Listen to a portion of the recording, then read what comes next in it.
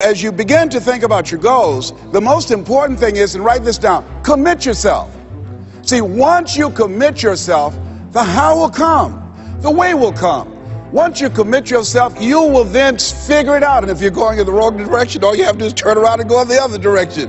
You will figure it out. You want to begin to just challenge yourself. You want to stretch yourself because you really don't know what you can't do. You have to stretch yourself to discover your stuff.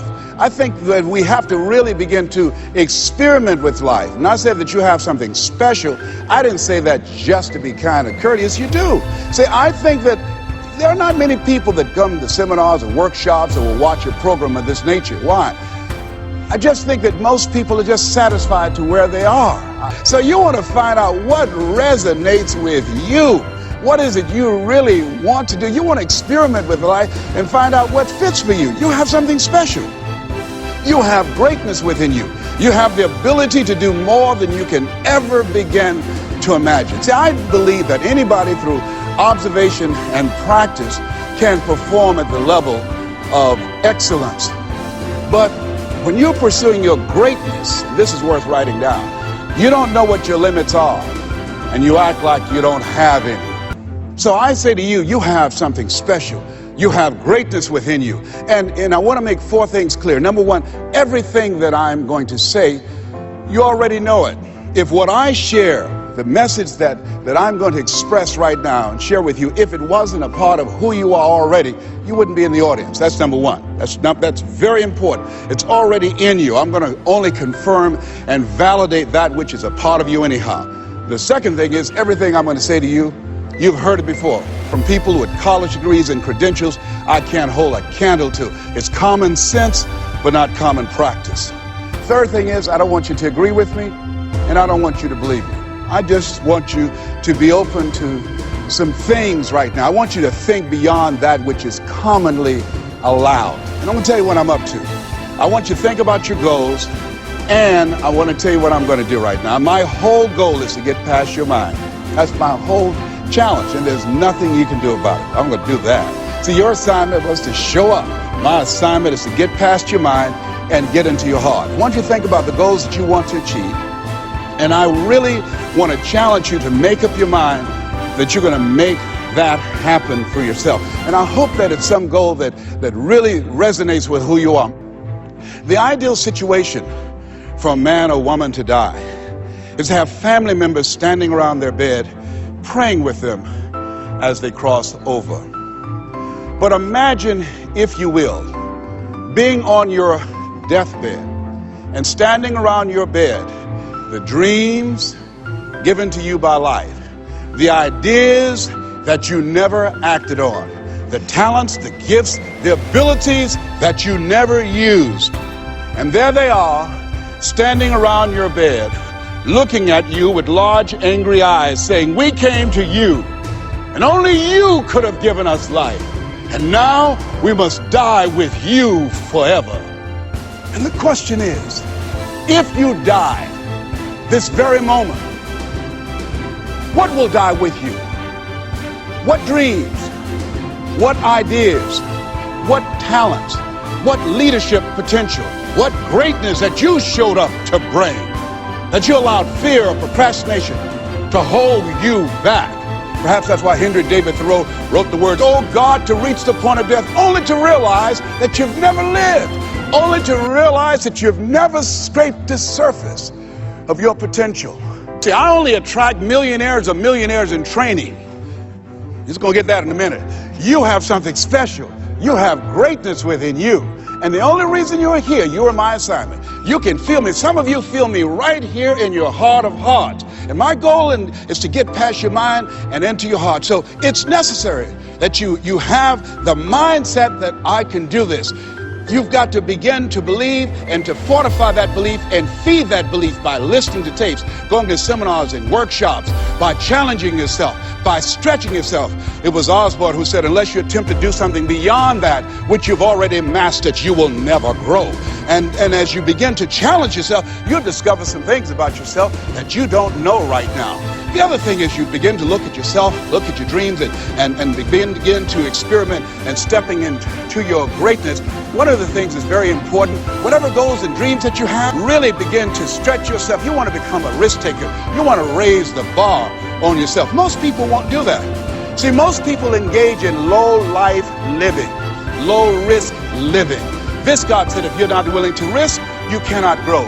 And if you cannot grow, you cannot become your best. And if you cannot become your best, you can't be happy. And if you can't be happy, then what else is there? Begin to challenge yourself and make it okay to fail and learn from your failures. Don't allow fear of failure and the allure, the attractiveness of playing it safe in life to draw you in. You can't get out of life alive. You got to die to leave here. Other thing is you look at yourself, look at your dreams, detoxify your life. Write that down. See, I think that most people never achieve their true goals in life because they're surrounded with too many toxic, negative, energy-draining people. You've got to look at the people in your life and ask yourself the question, what is this relationship doing to me? How is it impacting my life? Am I a better person? Sidney Poitier wrote a book called The Measure of a Man. And it's powerful, but I encourage you to get the tapes. I love his voice. And he said something in there. He said, when you go for a walk with someone, something happens unconsciously. It's not spoken. Either you adjust to their pace or they adjust to your pace. Whose pace have you adjusted to? So as you look at yourself and look into the future, call forth your team. George Fraser says your network determines your net worth. Who do you allow to be in your ear? What kind of relationships are you developing? Are they an asset to you or they are a liability? Do they elevate your spirits or do they tear you down? Think of two types of people, nourishing people and toxic people. Nourishing people, they bring the best out of you. They encourage you, they inspire you, they hold you accountable. Toxic people, they are critical people, always telling you what you can't do. They're always measuring your possibilities based upon their failures. As you begin to look at yourself, begin to identify the relationships that you communicate with most and say, hey, is this relationship helpful to me? And then think about some people that you need to bring into your life, that you can learn from, that you can grow from. You've got to begin to monitor your mind. And you've got to begin to literally be proactive in programming yourself to success. Be ye not conformed to this world. Be ye transformed by the renewing of your mind. You've got to take responsibility to make that happen. And as you begin to do that, you'll begin to see some incredible changes in your life. I understand now when Earl Nightingale said, all of us are self-made, but only the successful will admit it. As you begin to look at your dreams and look at your goals, write this down. Make know you're a vitamin.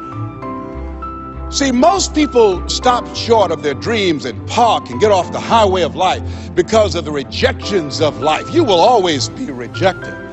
It's no big deal. Jack Canfield said rejection is a myth. It's not like when somebody says no and then they slap you. No, it's just, to me, make no your vitamin.